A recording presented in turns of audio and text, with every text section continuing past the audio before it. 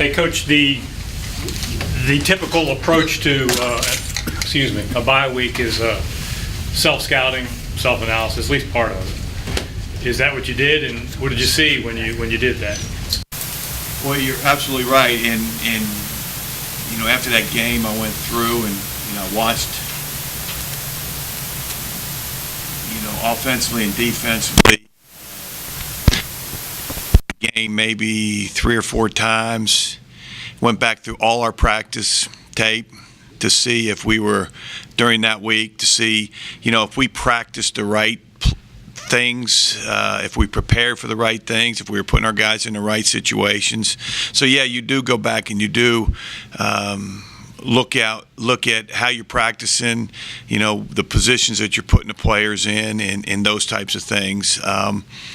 There's some things, and it's hard because, for example, the counterplay hurt us quite a bit.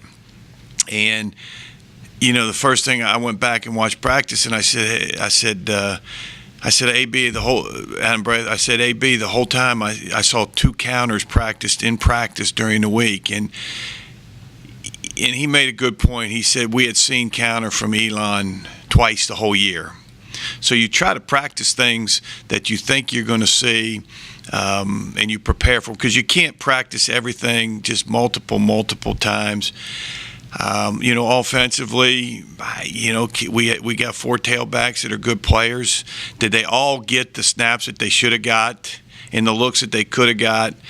It's hard. So you do assess it. So now, how do you practice? Do you practice differently? I think some ways you might, in how you're getting guys ready and what you're looking at. Yeah, I mean, all that went into play. What was your assessment of the way were the defense in the right spot? Were they not? It's a question of, I keep hearing that Richmond may be a little undersized on defense. Well, you can't go out and grow 3 inches in a week and gain 25 pounds, so what can you do? Yeah, I mean, that game didn't come down to us whether we're smaller or not at all. I mean, our guys, Clyde and Ritten and Waller and Trey, they stood up to them pretty good. So, one time it's a gap fit. One time it may be a missed tackle. One time maybe a poor angle.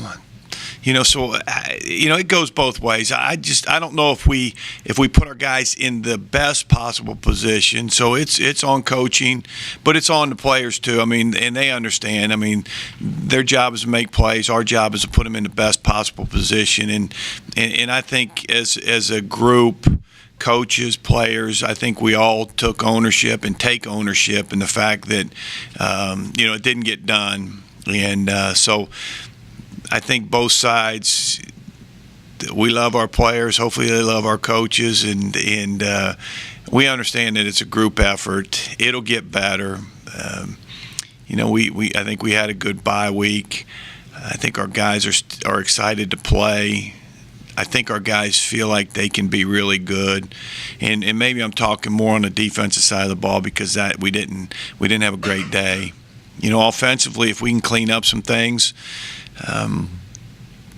we're gaining yards and putting points on the board. But in some ways, we're shooting ourselves in the foot a little bit. But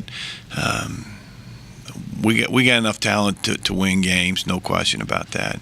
When you guys when your players have an extra week to let the loss marinate, do you notice them a little extra chomping at the bit to get out there and play another game and get on the field? Yeah, I'm sure you can ask those guys, how they feel. This team's pretty businesslike. They've always been hard workers since we got here. So the work ethic, the approach has never been an issue. I think we got to get a little confident. I told our defensive guys, I said we got to get a little nastiness about us, a little swagger about us, and I think they've taken that. They've taken that to heart. I see, a lot of communication out there. I see a lot of want to. So, I mean, we'll get better as the year goes on. But obviously we got to get better pretty quickly. Coach, you suggested early in the week that maybe you're going to pare down your backfield options and let a couple guys get most of the carries. Have you determined who the 2 or 3 are? Well, I think what we're going to do is kind of pare it down and maybe give some packages to certain people. I don't want to get into all that as far as the game plan and stuff, but there'll be somebody that's potentially a third down guy, potentially a pass guy. There may be 1 or 2 that are primary ball carrier guys, in certain situations. So yes, we've pared it down and we'll practice accordingly. Is there any advantage? I know you scout all the film that you can on an opponent, but is there any advantage to both of you just having played the same opponent? Will tendencies tend to come out more against a current similar opponent, or does that not really factor into it that much? It is strange. I wish I could figure that out because, a lot of it's about matchups and, how somebody matches up with another opponent. It could be by position. It could be offensively or defensively.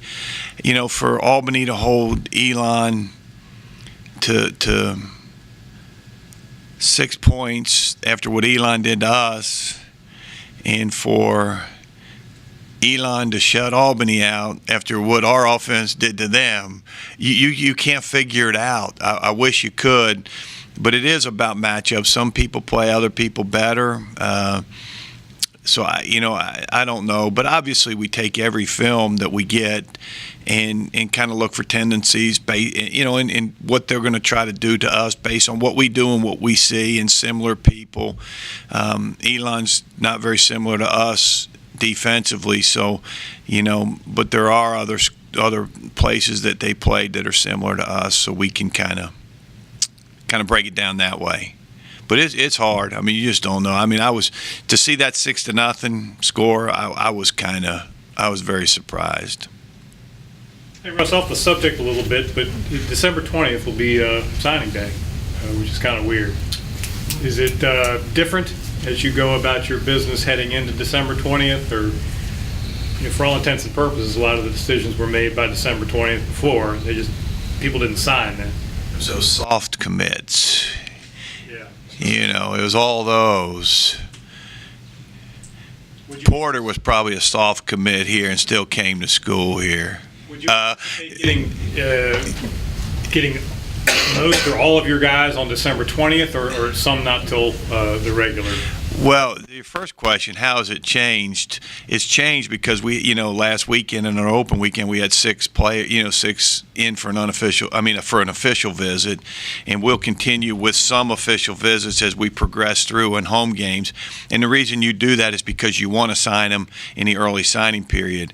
And I would guess, rough estimate, half our class will be signed in the early signing period. Hopefully we can get that done.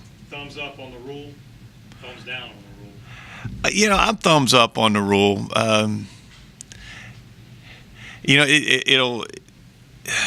It'll take away some of the February 2nd pulling hats underneath the table and committing, decommitment, soft verbal. It'll take away from that. And I heard a couple coaches, high-profile coaches say, listen, if you're committed to me, we're signing you on the early signing period. If you don't sign, we're moving on. You're not committed to me. And that's what it's going to do. If you're committed, sign. If you don't sign, then you're not committed. And that's the approach that we're going to take too. If you're committed to us, you're going to sign. If you don't sign, then we'll move on too. So I think you got to – it'll take the word commitment and move it along in a positive way, because now people are going to have to say, I'm committed. This is a place I want to go to school. Well, here's your scholarship. I agree with Paul Johnson at Georgia Tech. He said a few years back, he said once they get to be a senior, just give them a scholarship paper, and if they sign it, he's yours. If they don't, obviously he's not. And that actually has some merit to it. They made the decision to sign it, and go right ahead. Now, people are going to complain about this, John, because, well, what happens if a coaching change after December 20th? And, and that's kind of when they all occur. I go back, I see you picked, for the most part, you picked the place because of that university. And I tell guys all the time, don't pick the school because of me. Don't pick it because of an assistant coach. Pick it because of, it's the best fit for you. It's the best school to go to. It's the best opportunity for you. I'm going to be here. I know that. So this signing class, I'll be here when they graduate. I don't really know if they care if I'm here or not, but I don't think there's one coach in America that can say, I guarantee your recruiting coach will be here when you graduate. It'll never happen. Or your position coach, or this offense will be the same. They can't do it. And so, whether it happens when you first show up or not, I don't know. But I like the rule. I'm glad they're doing it. It'll save us from babysitting 7 commitments through January and February, into February. Outside of their game against Elon, what jumps off at you specifically about Albany's offense that you will have to pay attention to Saturday? Well, they run the football really well. They got a freshman running back that's running. Well, obviously they had the kid last year that was an All-American. I guess he had a knee injury. We've seen him off and on. I'm not sure if he's going to play or not, to be honest with you. Maybe you guys know better than I do. What's going on? Huh? Out indefinitely. They may make the determination to redshirt him and get a medical redshirt. I don't know what. So we've seen him a little bit. I know he was a great back. They got a freshman, number 21, who's really, really good. He's a pretty special guy, and that's who's getting the bulk of the carries. I think they're physical up front. They'll get hats on people. I think they want to run the football, and they've got some talented wideouts. Number 4, I know didn't, and I no offense, but I'm not great with names. I just now learned Bob's name, so I'm not great. But number 4 is a really good player, and he didn't play against Elon, and I think that may have hurt him a little bit. They had another wideout that didn't play in that game. So when you start losing people, it makes it tougher. But I do know they can run the football. They've got talented players offensively. It was one of those things, they turned the ball over, I think 4 times in that game. And that's a killer. I mean, you turn it over 4 times, and it's hard to beat anybody in this league.